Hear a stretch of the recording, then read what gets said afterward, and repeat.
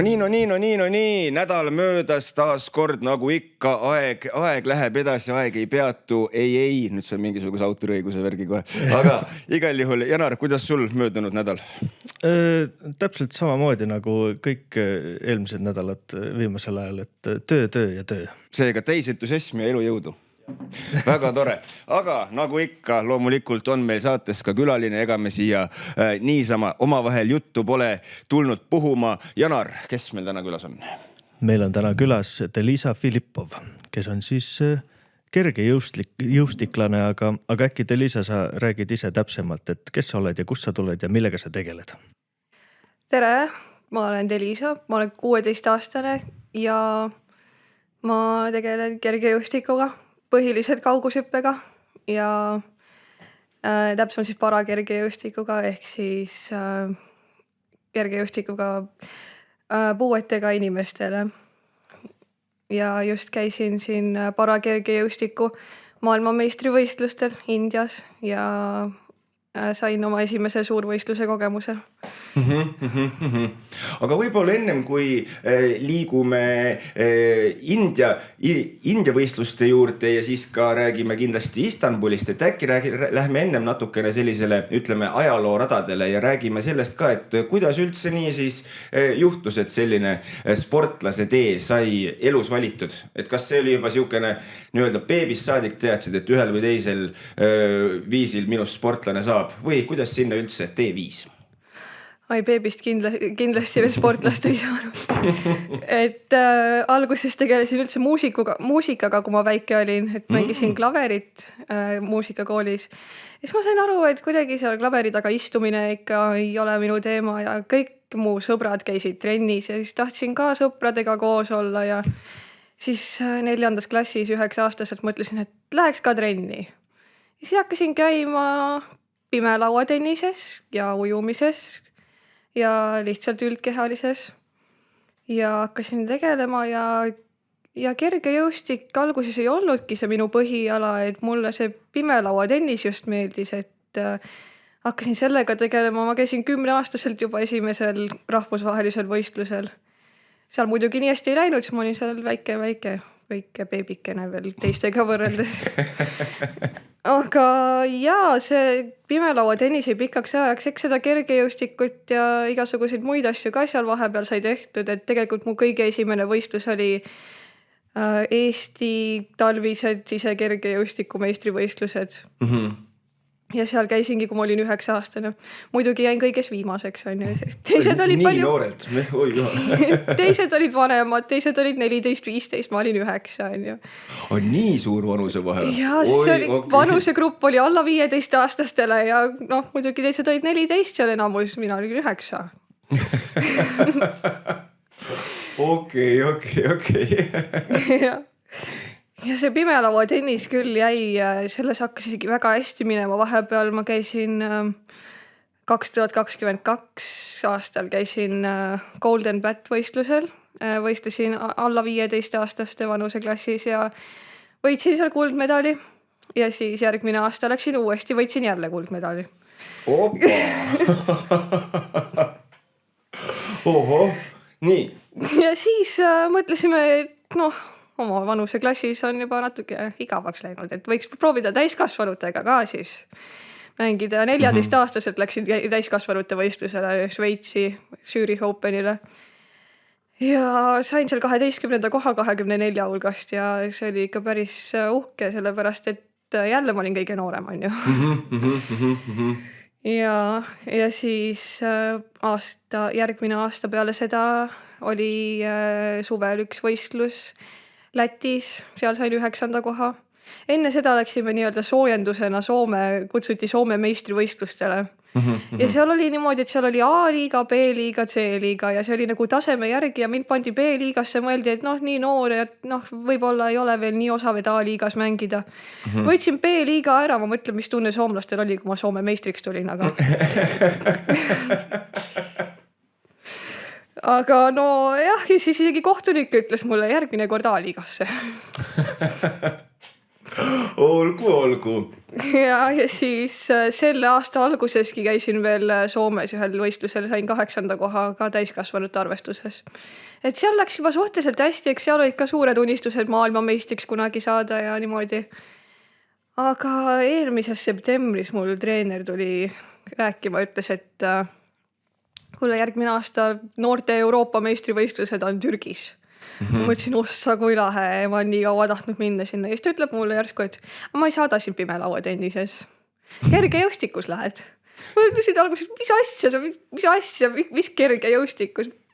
Ma ei tea, mis ala ma tahan teha isegi seal. Ja siis mõtlesime, et äkki proovid 800 meetrit joosta. Ma ütlesin, no ma võin proovida ju, aga no vaatame siis.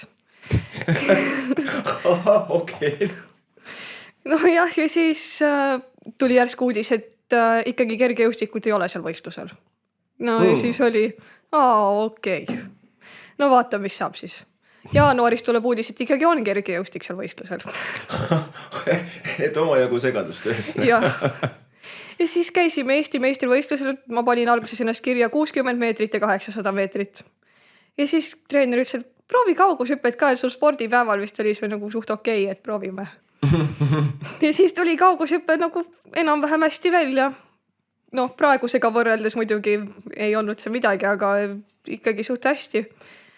Ja siis mõtlesime, et hakkame harjutama. Ja suvel kuidagi läks see kaugushüppe eriti hästi. Ma mäletan, ma läksin mais Balti koolinoorte mitmevõistlusele, kus ma käin iga aasta sellest ajast, kui ma olin juba 10-aastane. Ja sellega on ajalugu. Seal me käime, see on nagu sõpruskoolidega Läti, Leedu, Eesti. Sellest, kui sa viitsid, sellest ma tahaks ka hea meelega kuulda, et meil siin aega on, võib vabalt kõigest rääkida. Ja see Balti koolinoorte mitmevõistlus, see ongi siis 3 sõpruskooli, Tartu, Vilnius ja Riia. Varem oli Kaunas ka, aga nende kooliga olid mingid muutused, et nemad enam ei ole siis. Ja seal on siis alati olnud kergejõustik, ujumine, pimelauatennis ja üldiselt on niimoodi, et kõik teevad ikkagi kõiki alasid. Ja siis vahepeal seal oli see sõudergomeetrite sõudmine ja siis meie tegime niimoodi, et me ei teinud enam sõudmist, tegime hoopis rullpalli, mis on ka üks pimedate mäng, sükene huvitav.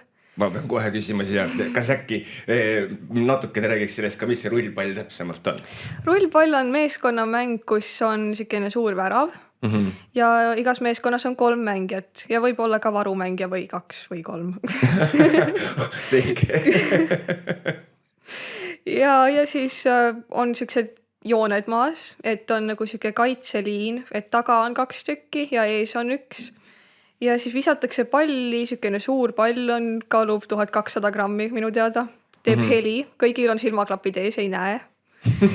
Kaitsmed on peal ja visatakse seda palli siis nagu bowlingupalli põhimõtteliselt natukene ütleks.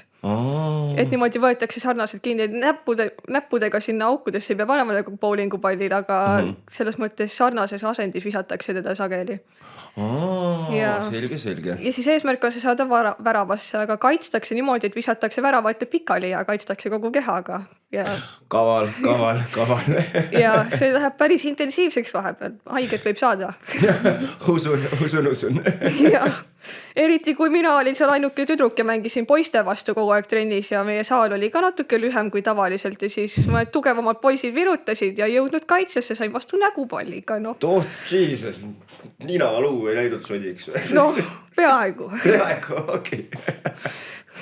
Siiamaani on vist nina terve. Loodetavasti. Ja seal mitmevõistlusel oligi see, et avastasime, et kaugushüppe vist ikkagi nagu läheb hästi, sest mu isiklik rekord paranes 44 sentimeetrit järsku kuskilt. Ja siis mõtlesime, et siin võib midagi isegi olla kunagi. Võib isegi olgu. Ja siis suvel harjutasime. Tundus, et kaugushüppe tuleb vist kõige paremini välja. Et 100 meetri jaoks ma ei ütleks, et ma olen kõige kiirem sprinter on ju 800 jaoks, ma ei ütleks, et ma oleks kõige vastupidavam inimene. Aga mul oligi siuksed mitu erinevat ala, et vaadata, mis töötab, mis ei tööta, on ju. Et mis siis tuleb välja, et olla võimalikult mitmekülgne ka veel nii noorelt, et mitte spetsialiseeruda ja niimoodi. Et oleks endal huvitav ja mitmekesine ja siis läksime Eesti meistrivõistlustele, seal mul tulid kõik isiklikud rekordid. Kaugushüpperekord jälle paranes vist 12 sentimeetrit seal. Aga ma ei arvanud sellest midagi erilist sellel hetkel, siia tuleme tagasi varsti, et see oli eriline juhtum, aga ma mõtlesin, et oi lahe isiklik rekord, kui tore. Aga siis isegi mõtlesin, et pagan oleks natuke rohkem võinud olla. Oleks võinud 7 sentimeetrit rohkem olla, siis oleks siuke number olnud, mis meeldinud oleks rohkem võib-olla. Olgu. Ja siis läksime sinna Türki ja see oli siis noorte Euroopa meistrivõistlused ja seal on ka palju alasid, aga mina tegin siis ainult kergejõustikku. Ja seal just kui medalite järgi tundub, et läks ülihästi on ju. Selles mõttes mingil määral läkski, medalid ju olid, aga minu enda standardite järgi ei läinud nii hästi. Ühtegi isiklikku rekordit kaugushüppe läks kohe ei tea, kuidas jamasti, eks ole. Võrreldes isikliku rekordiga oli see ikka suhteliselt jube, mis seal toimus. Et standardid on ikka eriliselt kõrgele endale seatud, ma saan aru. No jaa, ma mõtlesin vähemalt isiklikule rekordile lähedalegi. Muidugi oleks tahtnud üle teha, aga oleks kas või natukene seal lähedal olnud, aga ei, no kohe üldse ei läinud, aga võistlejaid oli nii vähe, et hõbemedalid see on ikka. Ja siis mõtlesin, et läks pekki. No mis seal teha siis? Valmistusin küll selleks, ma ei tea, 5 kuud siin omadega, aga mis sa teed? Vahel läheb pekki. See on muidugi veider asi mida öelda, et saad hõbemedali ja ikka läks pekki. Et ma ei ütleks, et see päris niisugune pekki minek on, aga... Oleneb. Tõsi. Aga vabandust, segasid jutu jadale vahel. Ja siis läks siuke nädal aega mööda ja siis vist küsisime AI käest mingisuguseid asju üldse, lollitasime kodus, guugeldasime asju nende klassifikatsioonide kohta, nende nägemisklasside kohta. Ja siis kuskilt leidsime kaugushüppe maailmameistrivõistluste ja paraolümpia normid. Ja siis vaatasin, oot. Ma olen üle kõikide nägemisklasside normi hüpanud Eesti meistrivõistlustel. Ei teadnudki. Ja siis mõtlesin, issand, kui lahe. Ma ei ole üldse maha sellest kaugushüppes vist, jah. Et lihtsalt liig kriitiline enese osas või? Jah. Aga võib-olla paari sõnaga äkki rääkida natukene nendest klassifikatsioonidest siis ka. Jaa, eks siis paraolümpial ja üldse paraspordis on klassifikatsioonis. Kõikidel spordialadel on need erinevad natukene. Et ujumises on oma süsteem, kergejõustikus on oma süsteem. Aga nägemisklassid on üldiselt suht samade numbritega. Kergejõustikus on siis TF11, TF12, TF13. See TF on siis track and field on ju. Ja siis TF11 on põhimõtteliselt täiesti pimedad. Võivad näha valgust ja varju ja see vaateväli on ka hästi pisikene neil. Ja mulle arvati, et on TF11. Mul polnud klassifikatsiooni tehtud veel, aga kuna mu nägemisteravus keskel oli ühel silmal 0,00 ehk siis mitte midagi ja teisel 0,01, siis arvati, et kuna ma keskelt ei näe, siis paneme sinna pimedate klassi võistlema. Seal pidid silmaklapid ka ees olema kusjuures, et võrdne oleks kõigiga. Ja alati saatjaga võisteldakse. TF12 on siis nägemispuudega. Ikkagi suhteliselt halvasti näevad, aga see klass on nii lai, et mõned võistlevad saatjaga, mõned ilma. Mõnedel on väga raske nagu ise hakkama saada, mõned on jumala iseseisvad justkui. Et see klass on nagu ta on ju. Et me ei tahtnud sinna saada, sest seal on konkurents nii suur. Ja siis TF13 on üldse juba nii head, et saatjaga ei saa võistelda. Kaugushüppes pead pakku tabama. Meil ei ole pakku, meil on meetrine äratõukeala. Okay. Ja siuke meetrine valge kast on maas. Ja siis mõõdetakse sealt, kust ära tõukad. Ja sinna jääb sinna pulbri sisse jääb niisugune jälg ja siis mõõdetakse, kust ära tõukad. ja, loogiline. Ja aga see TF13, nemad peavad pakku tabama. Et nemad saavad juba suht hästi hakkama, aga eks see nägemine ikka mõjutab, et koordinatsioon ja kõik on ju. Ja siis lähen sinna MM-ile, lähen klassifitseerimisele ja siis nemad ei mõõda ainult keskelt, nemad ütlesid, hakka pealt pöörama, me tahame näha, mis sa sealt külje pealt näed. Ja ütlevad, sa näed külje pealt veits liiga hästi, TF12 oled. Okei. No jah, no meie küsimus on nagu see, et ma võin külje pealt näha, aga ma ju ei jookse peal. Ja just, ma tahtsin. No et ma ei jookse ju niimoodi. Täpselt. Aga kui ma tahan otse ette näha, siis ma pean keerama pead. No eks ma ikka võistlen saatjaga, olen otsustanud, et niimoodi on ohutum. Niimoodi on igatepidi mugavam. Aga eks see nägemisjääk mul ikkagi aitab ka veidikene, sest silmaklappidega ma hüppan umbes 30 centimeetrit vähem. Et see enesekindlus juba ja see, et ma silmanurgast ikkagi seda joont seal maas näen, et natuke ikka hoiab seda sirget joont. Ainuke probleem on see, et ma kipun poole jooksu pealt natuke hakkan pead keerama ja siis võib viltu joosta natukene. Sest ma hakkan nagu piiluma, sest ma tahan otse enda ette näha. Aga kui ma tahan otse enda ette näha, siis ma pean keerama pead. Aga no see ei ole ideaalne. Jookseb viltu. Jah, aga noh, seal MM-il kusjuures tuli väga hästi välja see koha pealt, ei keeranud mitte kuhugi viltu, kõik jooksud olid sirged, suhteliselt enesekindel, et ei hoidnud üldse tagasi, et väga hästi oli selle koha pealt. Kogu aeg tabasin ka oma seda meetriala täpselt, et vahepeal mul oli kipus see olema, et kui ma jooksnud päris maksimumiga, siis natuke jäi puudu ja siis ma muidugi kaotasin sentimeetreid, on ju. Aga seekord ei juhtunud seda, et seekord oli kõik hoojooksud olid ikkagi väga hästi. Ühe ajal vist mul saatja ütles, et astusid hästi natuke paremale, aga see ei olnud üldse midagi, mis oleks väga mõjutanud. Et üle joone kuhugi kalduma ei hakanud, midagi ei juhtunud. Aga kuidas muidu selle äratõukekasti nii-öelda, kuidas sa selles mõttes, okei, sa natukene silmanurgast näed, aga et kas see on mingi tunnetuse asi ka, et jalg lihtsalt tunneb, et seal on mingi või kuidas see käib? Mul on sammud mõõdetud. Okay. Et mul on see täiesti nagu lihasmälus, et ma tean, mitu sammu mul on. Ma vahepeal loen neid oma peas, mul on oma sükene rütm, mille järgi ma saan aru, et nüüd on, aga ma isegi sageli ei loe, sest mul on nii ära harjunud, ma olen nii palju teinud seda, et praktiliselt on võimatu valel ajal ära tõugata. Kui mul olid need klapid ees, siis mul vahepeal pani veits segast trendis, hüppasin liiga vara ära ja siis ei olnud tore maandumine. Jah, aga muidu on eriti, kui mul neid klappe ei ole ja enesekindlus on, siis põhimõtteliselt on see praktiliselt võimatu seal eksida, et jah. Aga kas aga kui niimoodi ütleme siis võistlusteks valmistumine, võtame näiteks, äkki võtame selle Istanbuli oma siis nii-öelda nagu näiteks nagu ennem siis, et ütleme, kui nagu selline intensiivne see treeningperiood siis enne võistlus oli ja kas seal treeningperioodil, kas sa siis nagu kasutad ka nagu neid silmaklappe nagu nii-öelda harjumise eesmärgil või pigem siis mitte nii väga? Ja Istanbuliks valmistumisel ma kasutasin küll silmaklappe, sest siis me ikkagi arvasime seal TF11 klassis. Ja siis oli vaja nendega harjuda, sellepärast, et see enesekindlus ja kõik saada. Et siis sai ikkagi harjutatud rohkem nende silmaklappidega alguses muidugi ilma, et saada see kõik tunnetus ja kõik tehnika asjad on ju. Aga pärast said need klapid jah ette ja oli pigem ikkagi nendega eriti kaugushüpped, sest jooksus ei ole nii suurt vahet, seal on nii saatja on käe otsas ja seal ei ole nagu vahet. Aga kaugushüppes jah, sest seal ei ole sul keegi käe kõrval, seal kutsub ja siis pead hääle peale jooksma.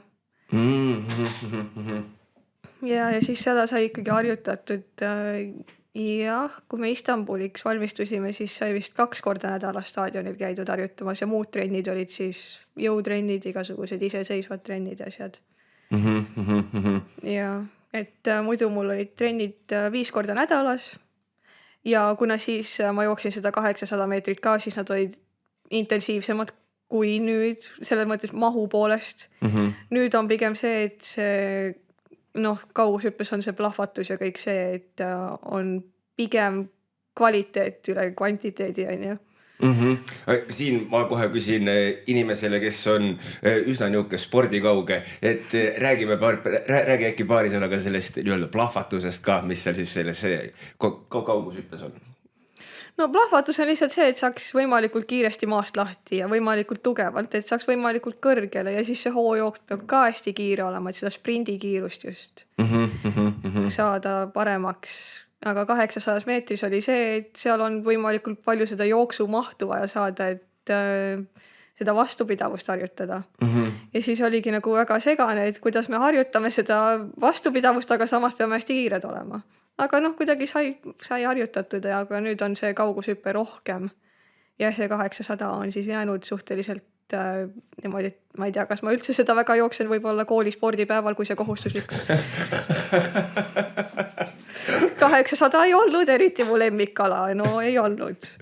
No, aga mis sa teed? Vaata mõni, aga vist ongi nii, et mõni ala sobib paremini, mõni ala natukene vähem. Ma ise olen siin mõelnud, et võiks 800 asemel 400 tegema hakata. Mingil määral see on jubedam ala, aga...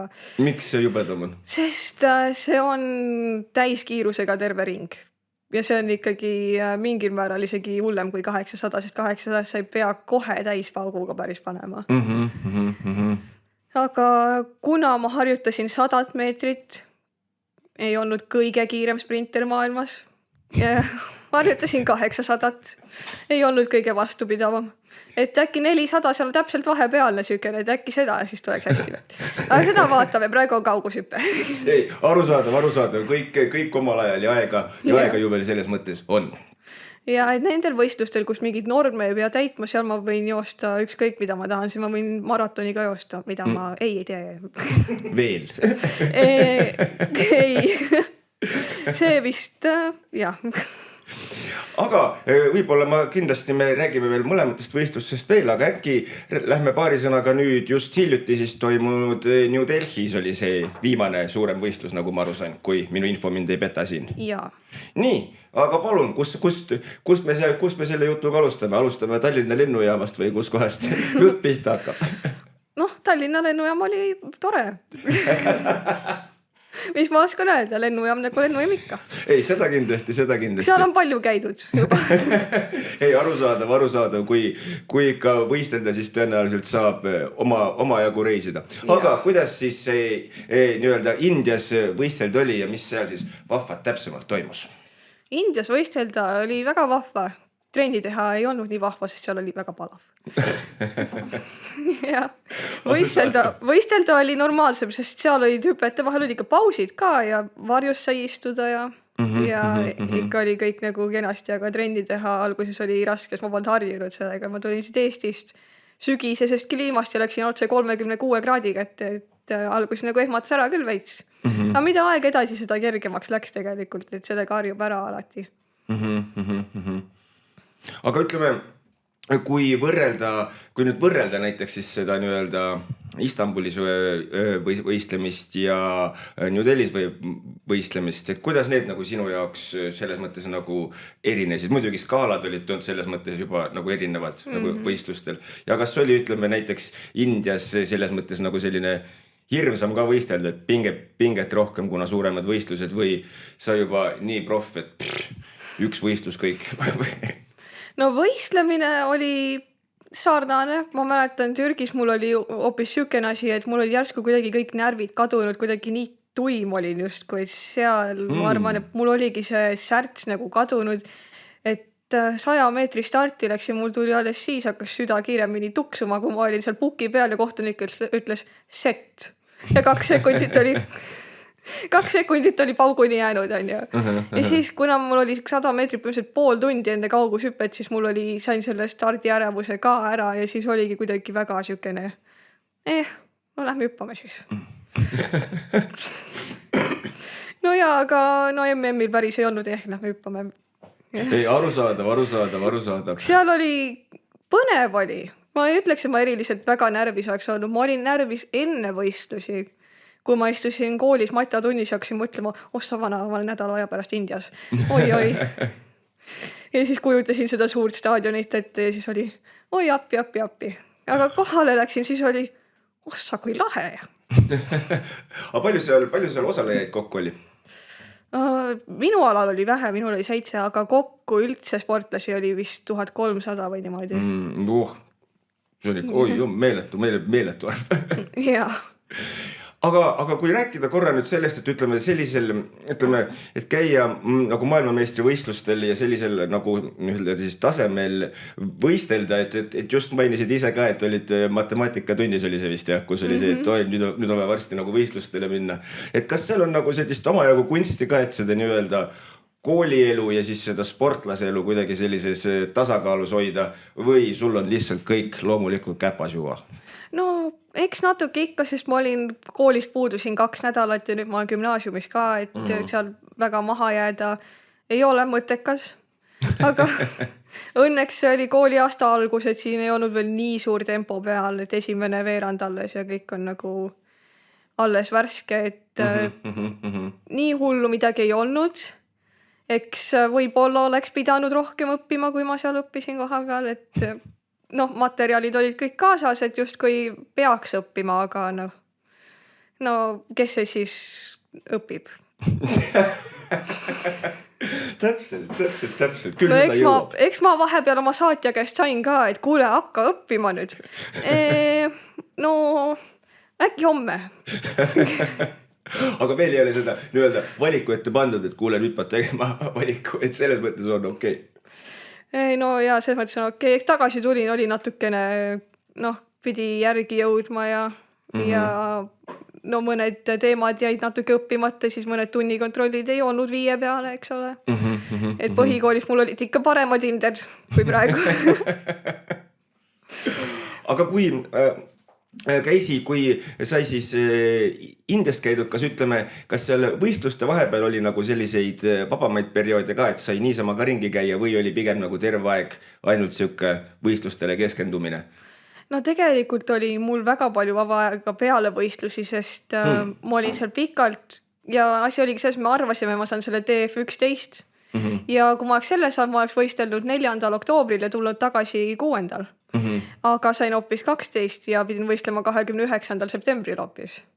Ja siis mul oli nädal aega seal pärast, eks ma käisin teiste võistlusi vaatamas seal, tiimikaaslasi, aga mitte tiimikaaslasi, et põnev oli vaadata teisi seal, neid teisi sportlasi ja siis käisime seal Taj Mahalis käisime.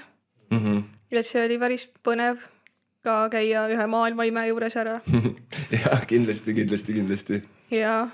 Aga oli veel, mis Indiast meelde jäi? Lihtsalt see kultuuri erinevus, ma ütleksin. See tänavad olid nagu nii paksult inimesi täis ja kahjuks väga palju vaeseid inimesi on ju, et see just jäi meelde, et seal Eesti võrreldes Indiaga on ikka väga puhas ja ilus, et ja seal oli ülipalju rahvast ja loomi. Ahve oli pagana palju. Koerad igal pool, lehmasid nägime ka, aga üllatavalt palju just ahve.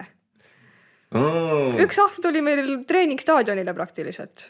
Nii lausa? Ja me tulime treeningstaadionilt üks päev ja siis ootasime bussi seal sissekäigu juures ja siis üks ahv tuleb järsku suure hooga. Me kõik ehmatame ära, mõtlesime, et issand, äkki tuleb kallane. Ja siis üks vabatahtlik hüppab ette, tõmbab täiesti normaalselt, tõmbab banaani taskust välja, annab ahvile banaani kätte. Ja siis üks Botswana sportlane otsustas, et äkki läks pai tegema. Ahv näitas hambaid. Oi. Mis oli, ei tohi. Ja siis ahv hakkas kõndima treeningstaadioni poole ja keegi hakkas teda taga ajama. Sest ei tohi minna staadionile, seal pole vist ahvi koht. Huvitav, miks? Tahtis ka trenni teha, Ei, arusaadav, jumal. Kõikidele meeldib joosta ja möllata selles mõttes. Just nimelt. Läks oma banaan hambus, hakkas kõndima staadionile. Ja siis hotelli juures, meil oli hotelli taga bassein, kus me aeg-ajalt chillisime siis ja siis ahvid tuli sinna, hakkas iga päev suht sarnasel ajal ka tulema 30-pealine ahvikari. Okei, ma pean tunnistama, et see võib-olla oleks natuke hirmus isegi. Jah, aga nemad kõndisid nagu seal puude peal ja äärte peal, et nemad sinna meie lähedale ikkagi ei tulnud, aga ikkagi piisavalt lähedal, et neid sai ilusti vaadata. Aga üks päev nad olid seal pättust teinud, et seal olid ujumisprillid, mida vist sai sealt osta või võtta, mis olid sellistes pakkides ja ahvid tulid, tegid pakid lahti ja hakkasid ujumisprille varastama. Huvitav, mis nad teevad nendega? Ma ei tea, ma arvan, et nad arvasid, et seal on süüa pakis või midagi. Sest me nägime tänaval neid. Ja üks üllatav asi oli see, ahvile keegi oli andnud paki pähkleid. Ahv võtab kätega kinni, rebib paki lahti, valab maha, istub oma puu alla ja hakkab sööma käega. Nii. Ja siis seal olid ahvid, otsisid prügikastist toitu, seal oli mingid puu, nad rippusid prügikasti kohal, rippusid niimoodi prügikastis. Ja siis vaidlesid mingi toidu üle, mingi plöga üle, hakkasid kaklema. 2 ahve rippuvad prügikastis ja vaidlevad. No suhteliselt niimoodi, jah. Ei, see kõlab siukse mingisuguse, see kõlab nagu peaaegu nagu mingi anekdoodi algus, vaata. 2 tüüpi kõnnivad paari ja juhtub midagi. Ja keegi andis neile jäätise koonust anti tänaval neile ja Ühesõnaga hästi elavad selles mõttes need ahvid, ma saan aru. Ja siis nad olid mingis tornis, mingis kettidega tornis. Ahv rippus seal sees ja käis sellega kilkoll, kiigutas seda torni seal. Ja noh, see oli natuke armas ka, kui need ema-ahvid oma beebid seljas ringi kõndisid. See oli tore näha tegelikult, aga jah, nad igasuguseid, noh, ikka seal suht pärdikud olid. Aga see MM on ju oli nüüd siis nagu põhimõtteliselt täiskasvanutega koos või selles mõttes, et see ei olnud noorte. Jaa, see oli päris MM. Aga kuidas siis nagu selles mõttes, noh, sa ikkagi, no ja sul on nii noorelt nagu nii seda kõike juba nende päris nendega juba teinud ka, et siis nagu ma ei tea, või oli nagu mingisugust hirmu või aukartust või ma ei tea, et nagu niimoodi. No natukene oli siis, kui ma olin seal treeningstaadionil, tegin trenni ja siis need mingid hullud sprinterid panevad siukse hooga mööda, et tuul ka järele. Ja siis ma mõtlesin küll, et nagu Jesus Christ. Nagu need on mingid päris tippsportlased, nagu nad on nii head selles, mis nad teevad ja nagu kuidas mina ka siia sobin nüüd. Kuidas mina olen üks neist. See minu jaoks oli see nii ulme, et mina olen ka üks nendest. Et keegi kuskil vaatab mind ja mõtleb, et see on MM-i sportlane, see on ka siuke ikkagi juba oma ala mingi tegija. Ma mõtlesin, aga kuidas? See, mida mina teen, ei ole üldse ju võrreldav sellega, kui kiiresti neebust praegu mööda siin panid. Ja nagu täiesti tundub nagu, neil polnud üldse raske ka, täiesti ilma pingutamata jooksevad nii kiiresti. Ma mõtlen, et no kuidas mina üks nendest nüüd olen? Aga võt, tuleb välja, et oled. Ja kas see mitte ei olegi siukeste profide üks siuke märk, et selline raske asi tundub nende käes eriliselt kerge? No jah. No minu jaoks eriti oli see, kui üks päev oli staadionil kohe eriti palav ja niiske ja hästi raske oli. Ma alles tegin soojendust ja juba läbi märg üleni ja üldse ja kui kuidagi ei jaksanud ka ja kuidagi nii hull oli. Ja siis mingi Aafrika sportlased, nad olid vist mingi Nigeeria sportlased, neil olid dressid jalas, kilekad olid seljas ja jooksevad ringe. Ja jooksevad ümber staadioni lihtsalt ringe ja ma ei tea, mitu ringi nad seal jooksid ja suht tempokad ka. Ma mõtlesin, kuidas ma vaevu jõuan 3 hüpet teha ja juba väsin, kuidas te jõuate? Noh, aga neil on vist mingi immuunsus selle kuuma vastu, et nad vist ei tajugi kuuma.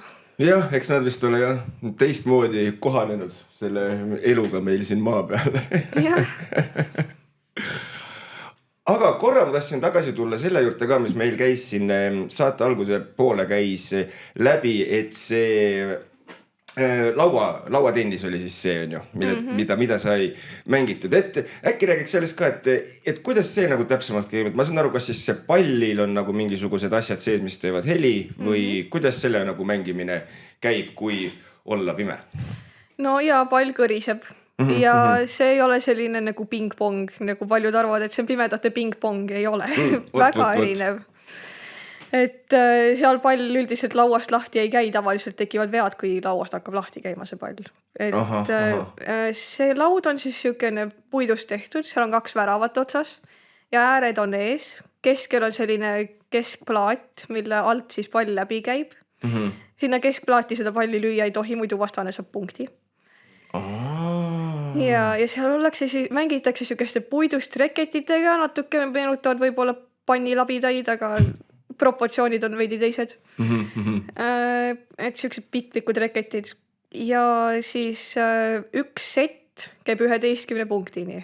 Värav annab 2 punkti, viga annab vastasele 1 punkti. Ja mängud tavaliselt on 2 setti 3 peab võitma. Need on siis need kõik eelvoorud ja need siuksed, aga veerandfinaal, poolfinaal ja finaal on siis 3-5. Et need mängud võib päris pikaks hakata venima, seal finaalmäng võib tund aega minna, võib-olla kui väga tasavägine on isegi üle tunni. Ja aga keskmine siuke suurem mäng on, ütleme 40 minutit või niimoodi. Aga see on ikkagi ju päris pikk aeg, et nagu intensiivselt möllata kogu aeg. Ja seal on see vastupidavus ikkagi on väga tihti saab saatuslikuks tegelikult, et kes seda vastupidavust ei ole treeninud. Et nendel läheb seal sageli raskegi, et see samamoodi nagu sa võid olla hästi kiire jooksja, aga maratonil jääd ikka viimaseks. Jah, tõsi. Nemad võivad tugevalt lüüa, võib-olla alguses saavad hästi palju punkte, aga teise seti keskel hakkavad maha surema seal.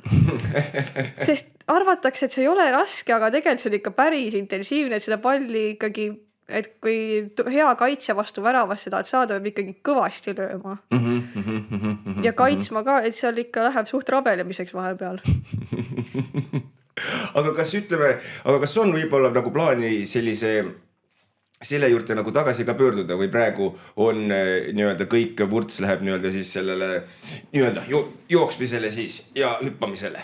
Praegu on kergejõustikule, aga ma ei ütle, et ma mitte kunagi uuesti seda mängima ei hakka. Et kui kunagi rohkem aega, et võib-olla siis lõbu pärast on ju alguses, võib-olla teeks mõne võistluse ka, et uuesti proovida.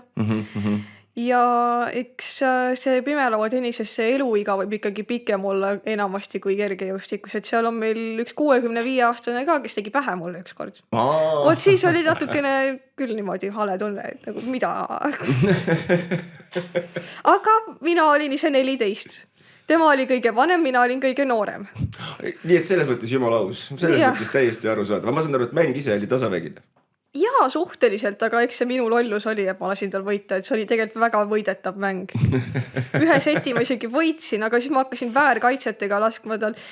Ja seal väärkaitse on see, et kui lüüakse vastu reketit pall ja pall on koos reketiga värava ümber sükses valge ala sees. Et see reket ise võib sinna ala sisse minna, aga kui pall on reketi vastas ja ta läheb sinna krobelise ala vastu, mis on siis valgeks ka värvitud, siis see on väärkaitse ja ta saab punkti ja ma loll ei võtnud reketit ette poole millegi pärast. Olgu. Nojah, aga vigadest õpitakse. Ei, täpselt, nii on.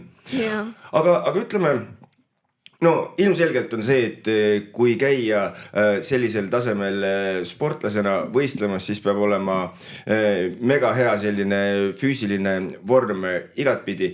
Aga sellisel kõrgklassis ju võistlemisel on ju ka selline oluline osa ka sellisel, ütleme, vaimse tervise poolel.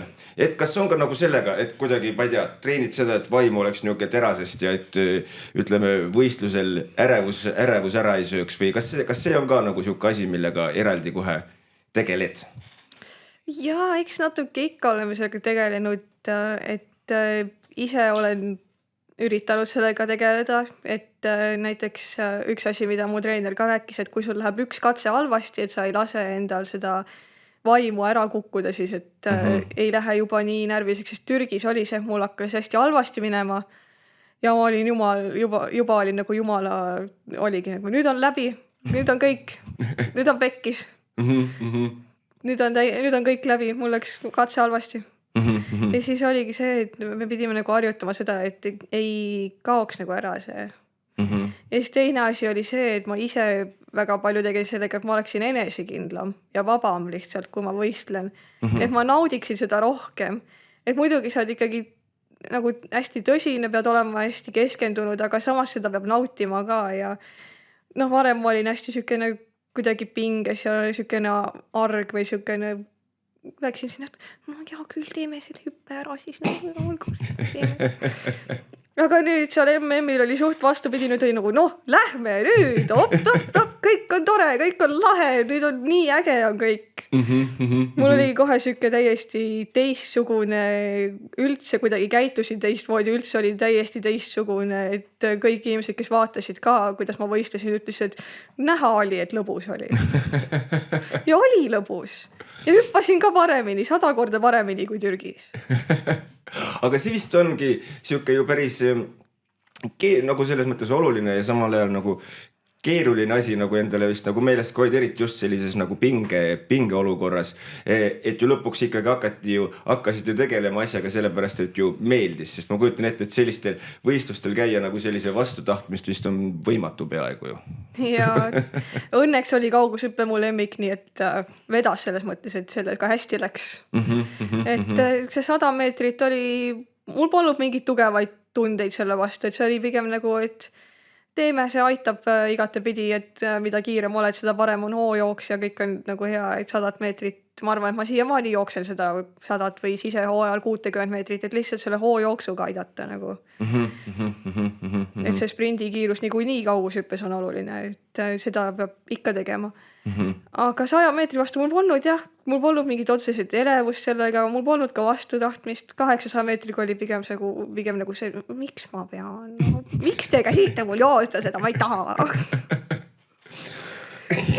Aga mul on veel siuke küsimus et nendel jooksualadel on siis saatja on kõrval või kuidas sellega? Saatja on nööriga käe küljes.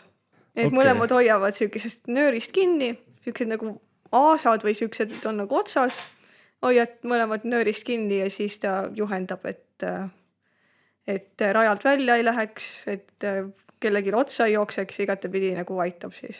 Aga siis see saatja peab ka ikkagi nagu, et jõuab nagu kannul püsida või nagu selles mõttes. Peab jõudma. Tal ei jää muud üle lohised. Üldiselt peab valima saatja, kes on kiirem kui sportlane. Lihtsalt, sest ei tea, sest kui on täpselt sama kiire, siis on see oht, et äkki on selle sportlasel just hästi hea päev ja siis on saatja nagu jamasti. Aga kas ütleme sellisel saatjaga jooksmisel, aga kas seal on ka nagu selline nagu saatjal nagu erinevus, et kas on ühe saatja niuke see rütmitaju üksteisega parem või seda nii väga ei ole? Ja sellega on küll see, et peab ikkagi oskama seda, et päris nii ei ole, et ükskõik, ma võtan mingisuguse ükskõik mis hea jooks ja panen selle endale käe otsa ja nüüd on kõik hästi. See peab ikkagi harjutama, et see rütm oleks hästi. Et ei hakkaks mingit tõrkumist olema, et üks tahab ühes rütmis, teine teise, siis see käsi kuidagi jääb halvasti käima. Et see rütm on tegelikult väga oluline, eriti stardist ära saamisel, et kui mina tahan näiteks kauem aega nii-öelda madalamal olla, on ju, et sprindi stardis ollakse ikkagi suht madalal, aga saatja tahab varem nagu sirgeks ennast ajada, et siis nagu on jamasti natukene. Et see võtab harjutamist, et see päris ei ole nii, et ma võtan endale Usain Bolti saatjaks kõrvale. Nüüd on kõik hästi nagu. On küll kiire jooksja, aga saata ei oska, siis on jamasti. Et ühesõnaga selline, et seda nii-öelda sünkroonis tegutsemist siis on nagu sellist spetsiifiliselt nagu harjutatakse. Ja sellega on starte kohe eriti. Aga kui ütleme, võistlused läbi saavad ja nii-öelda on see moment, siis ma saan aru, et ju kohe peale võistluse ei lähe ju nii-öelda vihaselt kohe edasi treenima. Et kuidas käib see nii-öelda sealt siis see nii-öelda mahalaadimine, kui äkki on see õige väljenda? Et natukene vist on ikka või on kohe see, et võistlus läbi, järgmine päev kohe jälle trenni edasi, non-stop going või on seal ka mingisugune aeg, kus natukene võtad aja maha ja puhkad? No järgmine päev kohe trenni ei lähe, järgmine päev on alati vaba. Aga siis lähed trenni, aga siis teed nagu vaikselt, siis ei ole mingi tullu koormust, siis on pigem see, et lihtsalt hoiad ennast nagu aktiivsena. Et ei jää hästi staatiliseks või siukseks, et lihtsalt hoiad enda keha liikuvana.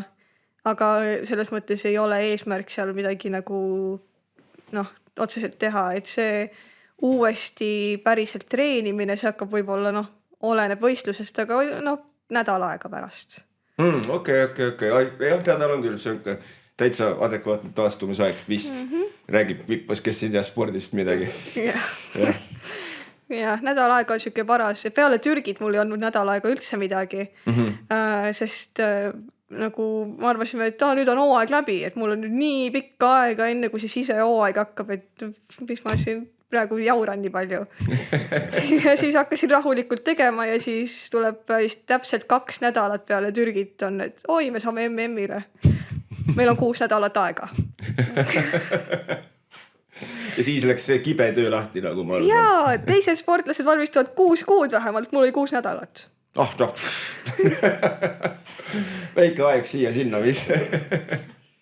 Aga räägime äkki natukene sellest ka, et mis on nüüd sellised, ütleme, tulevikuplaanid? Tulevikuplaanid on ikka edasi ja tahaks ikka 2028 Los Angelesse paralümpiamängudele minna. Nice.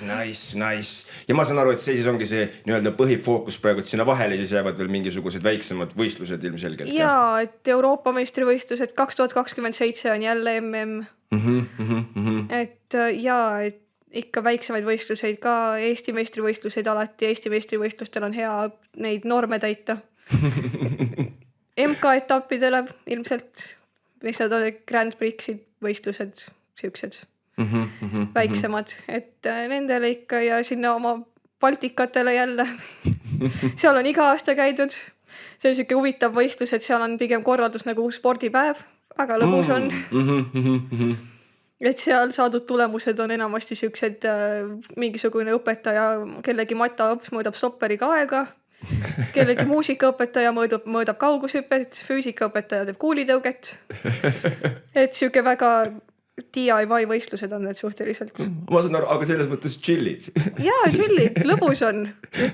Saab uusi tutvusi ja siukene vibe on seal. Aga kas on mingisugust, vabandust, tahtsid küsida, okei. Aga on ka mingit sellist spordiala, millega sa tahaksid nii-öelda tulevikus võib-olla tegeleda, millega veel ei ole jõudnud, aga mis on niimoodi kaugelt vaadates on huvi pakkunud? Ei, otseselt ei ole, et mulle praegu täitsa sobib niimoodi, et ma ise mõtlesin küll, et võiks seda 400 meetrit rohkem joosta, aga sellega ma olen jooksnud seda juba. Et lihtsalt ükskord tuli trennis hästi välja, mõtlesin, et võiks äkki võistlustel ka proovida. Sest ma jooksin trennis nagu isikliku rekordi niimoodi, et staadion oli libe, mul polnud naelikuid jalas, nii et ma kogu aeg libisesin. Ja siis jooksid isikliku rekordi, okei. Ja staadion on veel 250 meetrit ka, nii et seal oli nagu kurve oli rohkem. Ja mingi vihmajope oli ka seljas veel. Kuidagi tuli hästi välja. Mõtlesin, et huvitav, mis juhtuks, kui ma alustaksin veel ilusti madal stardist ja naelikud oleks jalas ja staadion oleks õige ja vihmajopet ei oleks seljas, et äkki siis jookseks veel kiiremini. Või minedi just see vihmajope tegigi nii kiireks ja palju jalus avastasid midagi jooksmise kohta. Jah, mul oli need tavalised jooksutossud olid jalas kogu aeg libisi, ma pidin juba selle peale kulutama nii palju energiat, et püsti püsida. Arusaadav. Aga kui, sest ilmselgelt on see, et treeningud ja asjad võtavad nagu erakordselt suure osa ajast ja lisaks veel kool ise ka. Aga kui on need väiksed sellised vabamad momendid, mis sa nagu teed, et lõõgastuda, et nii-öelda ennast võib-olla see välja lülitada vahepeal ennast sellest maailmast, sest see vist on ka ju siuke oluline osa sellest. YouTube'i vaatan. YouTube'i või? Nice. Mida jääd YouTube'ist vaatad? Ma ei tea, oleneb aja eest. Mul on vahepeal täiesti huvitavad asjad seal. Tavaliselt ma lihtsalt kuulan muusikat või seal scrollin neid shortse. Aga ei, tegelikult vabal ajal vahel tegelen muusikaga. Ise õppisin YouTube'ist gitarri mängima. Nice. Et see muusika ikka natuke on, et see klaveri huvi läks väiksena üle, aga see kuidagi gitarri huvi tuli, sest mulle meeldib Taylor Swifti kuulata. Ja tema mängib gitarri ja siis ma mõtlesin, et ma tahan ka siis. Ja siis mul oli vennal oli elektrigitarr ja hakkasin selle peal õppima ja siis 15. sünnipäevaks sain enda oma akustilise gitarri. Nice. Oota, ja kaua nüüd siis nüüdseks nii-öelda gitarri mängitud on? 1,5 aastat. Jumala norm. See on lahe, jah. On. Mina kui kitarrist lihtsalt, ma arvan lihtsalt, et see on lahe. Ja mul oli mingi küsimus veel.